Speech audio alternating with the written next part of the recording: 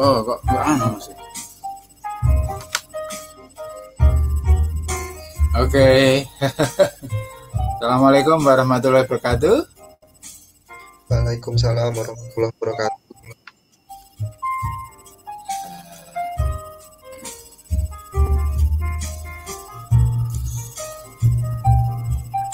Anda bersama Kanal Kong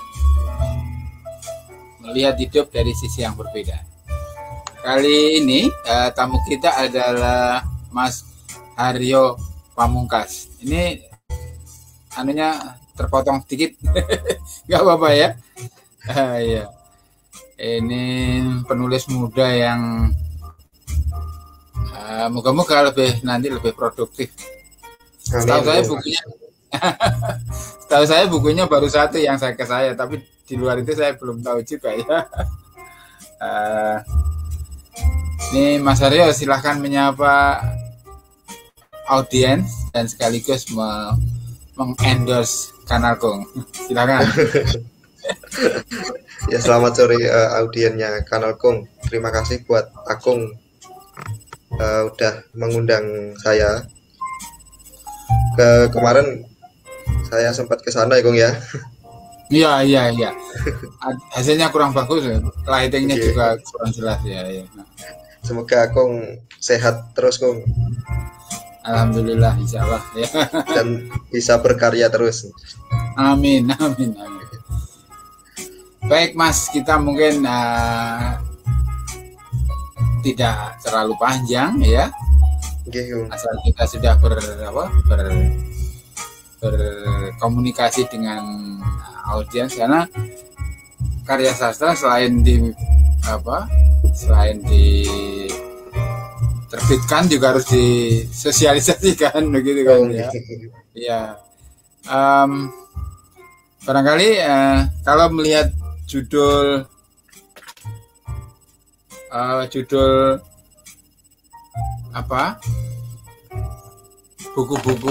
buku yang sudah diterbitkan yang sudah saya terima kemarin, Mawar dan apa itu judulnya?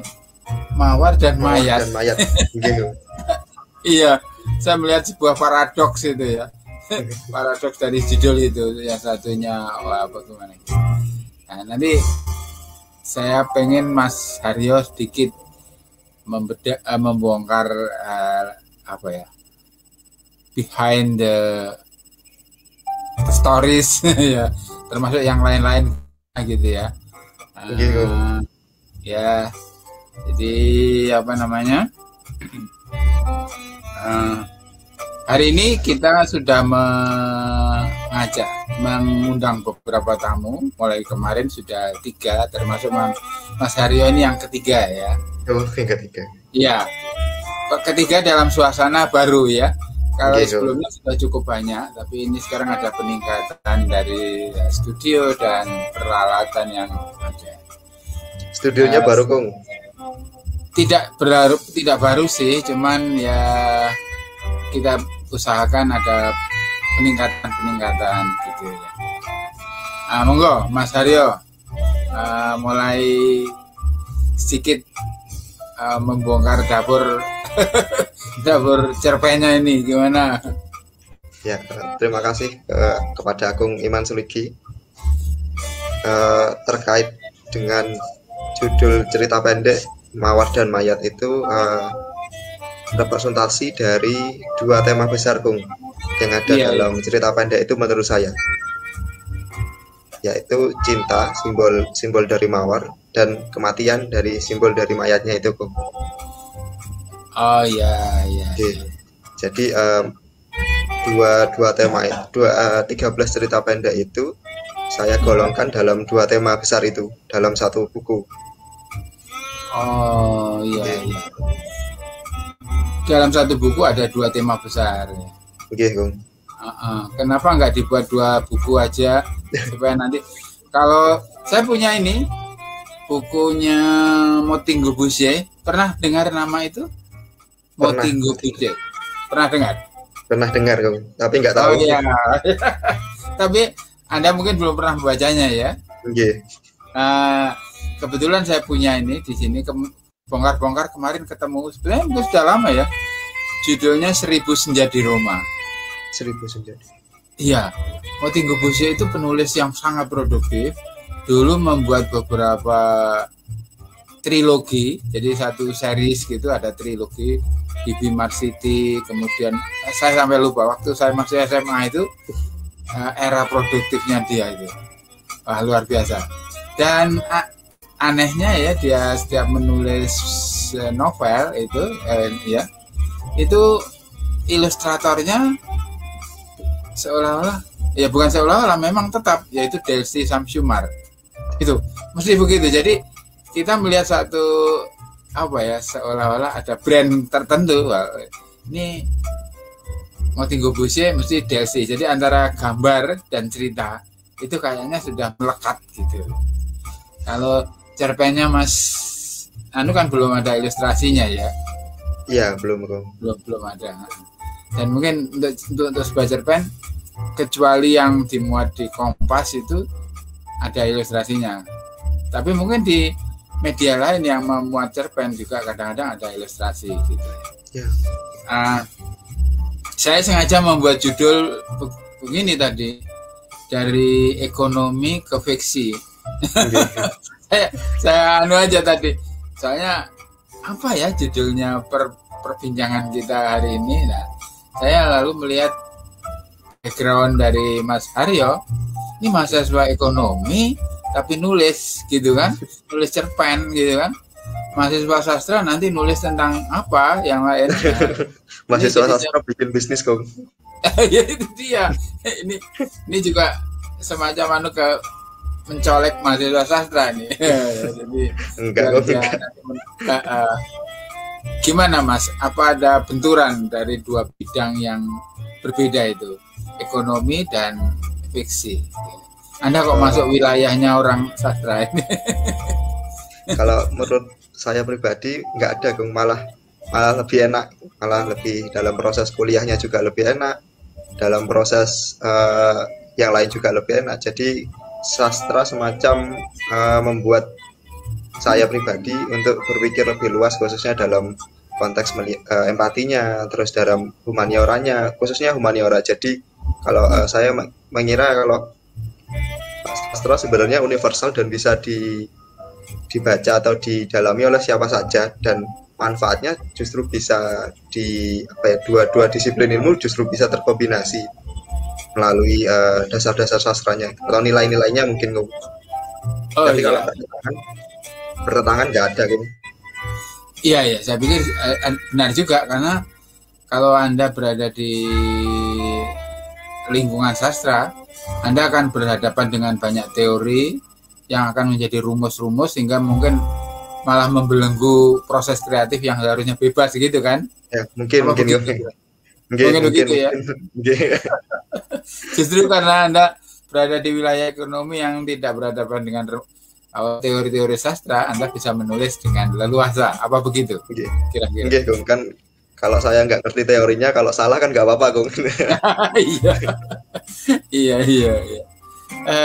Sudah berapa sejauh ini karya yang sudah Anda tulis? Buku alhamdulillah 2, Gong. 2 kumpulan cerita pendek. Yang pertama 2018, judulnya Senja di Jembatan Kembar. Oh, Jembatan Kembar itu maksudnya Geladak Kembar itu? Geladak Kembar. Jadi Anda menyembunyikan situs yang sesungguhnya ya? Sebab ini nggak di Jember ini ya gitu ya. Oke. Iklim sastra di Jember menurut pandangan Mas Aryo gimana? Nah, kan Anda berada di kampus ya, Anda di kampus, Anda bersentuhan dengan banyak mahasiswa ya kan. Apa gairah mereka terhadap sastra gimana kira-kira? Kalau di Jember khususnya saya kurang paham ya, Gong. Tapi kalau di kampus mungkin saya sedikit paham. Mulai ada, sebenarnya dari dulu mungkin sudah ada, tapi tidak ada satu wadah khusus yang benar-benar mewadahi teman-teman untuk berkarya. Tapi kemarin sudah ada dari FKIP PPSI sudah mulai merintis, Gong. Iya. Dan iklimnya bagus-bagus menurut saya. Iya. Ya setahu saya memang di kampus juga ada sih dulu di itu apa ya, kelompok tikungan seperti itu. Oke, ya. tikungan. Di yang pindah-pindah ya karena mereka memerlukan mengandalkan pada tempat fisik ya. Nah, pada waktu itu kan dunia maya belum begitu leluasa seperti sekarang ya. Sehingga keberadaan sebuah markas atau ya, fisik itu enggak terlalu signifikan karena orang-orang bisa bermarkas di mana saja dengan di atas laptopnya itu ya. Dan pertemuan-pertemuan pun ya seperti sekarang ini kita diskusi di sini melakukan kegiatan cukup virtual saja dengan jangkauan yang lebih luas. Sedangkan kalau kita mengadakan acara-acara itu di sarana yang fisik, kita mengundang 25 yang datang cuma 5. Sudah bayar sewa, sediakan konsumsi macam itu nggak ada yang datang. Sekarang kayaknya belum lagi harus protokol gitu. Kenapa? Kan kalau fisik resiko COVID juga. Kalau, oh iya, resiko COVID, terus resiko konsumsi, resiko macam-macam. Parkir. Sekarang nggak usah mikirin itu semua, cukup kita langsung pada substansinya kan. Konsumsi kita bisa buat mewah karena diadakan diri sendiri kan. Sekarang diminum silakan. Ya, inilah. Kenapa Kong? Kenapa Kong? Ya begitulah. Artinya mungkin ini semacam teguran dari Allah ya bahwa Anda itu punya peluang untuk berkreativitas yang luas. Dan sekarang kita dipaksa itu untuk merepresentasikan, mengaktualisasikan. Kan Allah berfirman itu, nikmatku yang mana yang kau dustakan. Ya kan gitu kan ya. Kita sudah punya nikmat, tapi selama itu kadang malas-malas aja. Iya kan? Kalau nggak dipaksa nggak bisa gitu. Kalau nggak dipaksa nggak keluar. Saya boleh sedikit cerita ya. Saya dulu di era saya untuk menulis membuat skripsi saja, saya kan harus ngetik itu kan harus rangkap 5 katakan. Kenapa? Masih pakai mesin tik. Mesin tik manual. Nah, untuk mengetik rangkap 5 harus pakai karbon, ya kan? Yang hitam itu ya, pernah lihat karbon? Nah, itu. Nanti kalau salah itu tidak bisa di delete, tidak bisa disimpan karena sekali jalan harus ngetik dari awal lagi seperti harus itu. Ngetik dari awal gitu. Dari awal lagi. Kemudian kalau tulisan itu membutuhkan foto, saya harus membeli satu roll film yang isinya 36 atau 20 ya. Lalu dihabiskan. Nunggu habisnya dulu ya. Kemudian diproses di studio. Itu pun menunggu 3 hari, 2 hari. Nah, sekarang itu tidak diperlukan lagi kan. Kita tinggal ngetik, kalau males disimpan, kalau hurufnya nggak cocok kita ganti. Kalau hurufnya cuma 1 namanya Pika. Tipe huruf sekarang mau Times New Roman Arial Berry ya loh, gitu kan ya. Ya. Oke. Mungkin kemudahan justru harusnya bisa membuka kreativitas atau karya lebih besar gitu. Seharusnya begitu. Ya. Ya. Selain berkarya, yang Anda pikirkan tentang aktivitas bersastra itu apa? Maksud saya dengan saya itu Kong sama teman-teman Mas Ali dengan Mas Levan, Mbak Nurin membuat website yang menerima karya sastra, sutra.id.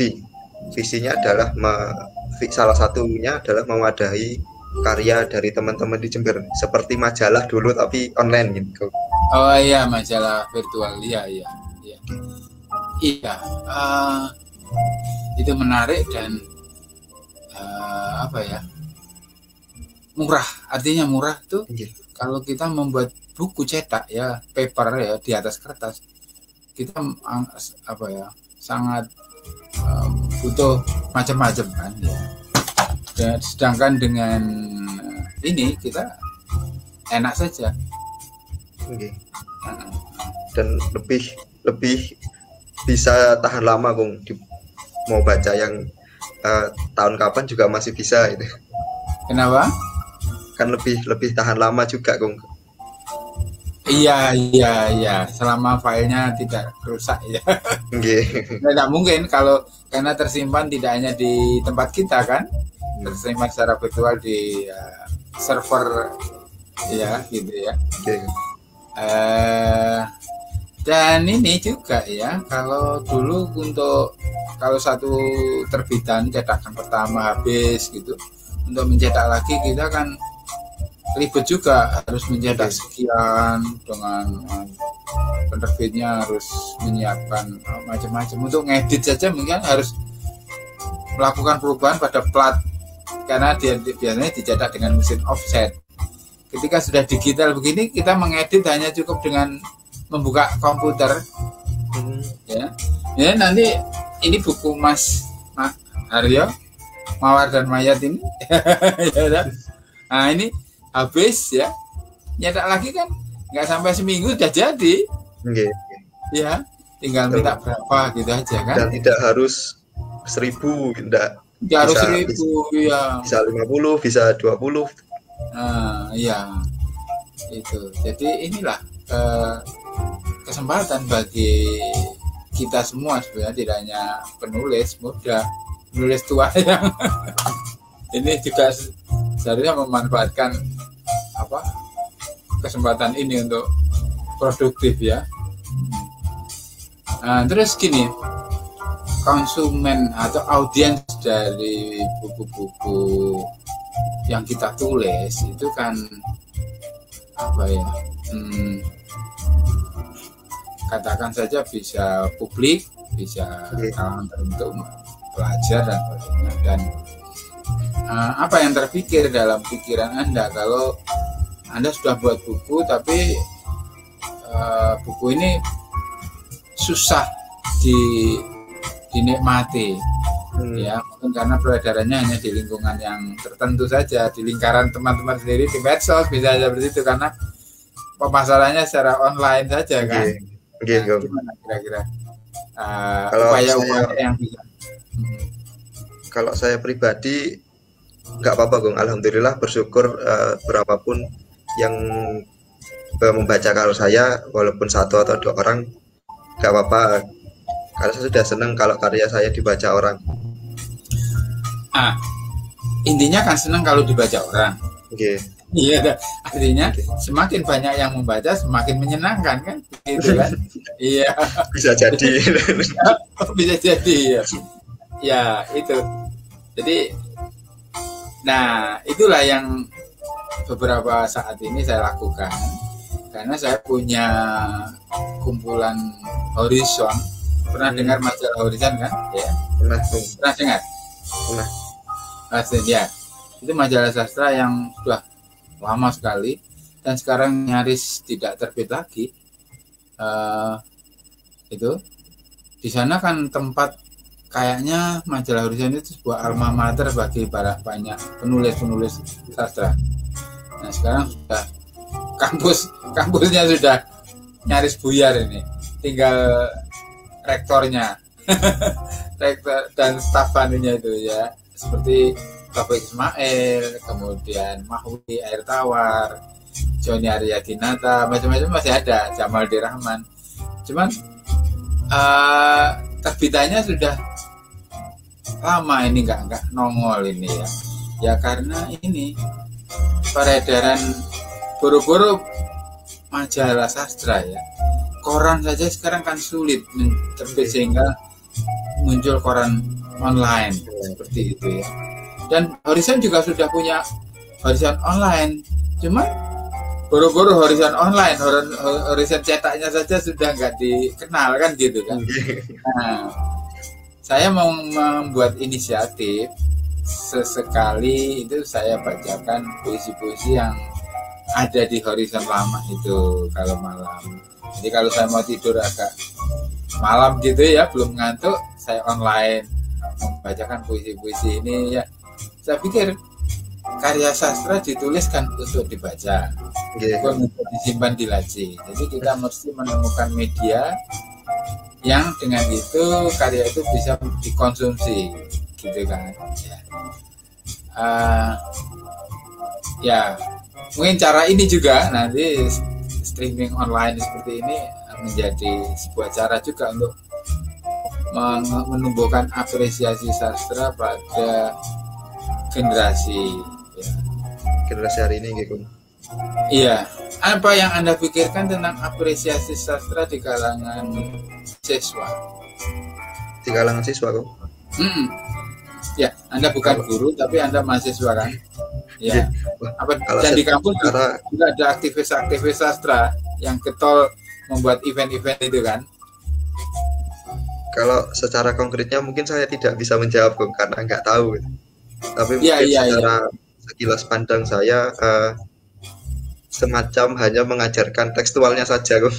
Apresiasi. Refleksi ke belakang waktu Anda masih di SMA, bagaimana apresiasi sastra yang dilakukan oleh entah guru, entah perpustakaan pada siswa-siswa yang ada di sekolah waktu itu?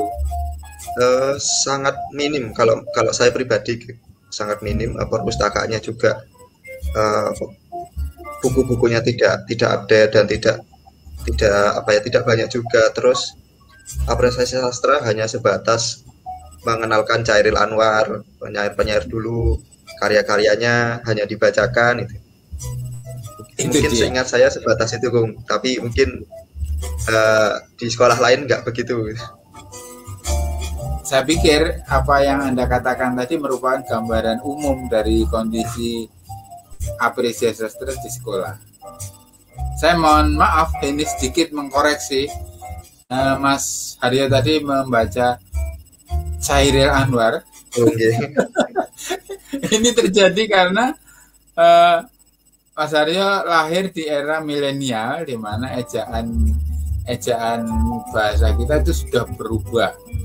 Sedangkan Chairil Anwar, itu dia, tahu bedanya ya. Chairil Anwar itu ditulis dengan C memang, jadi mestinya ada perubahan penulisan untuk supaya bisa terbaca akurat ya, mesti pakai KH. Tetapi itu karena nama maka tidak dilakukan itu kan. Nah maka yang harus paham adalah pembacanya.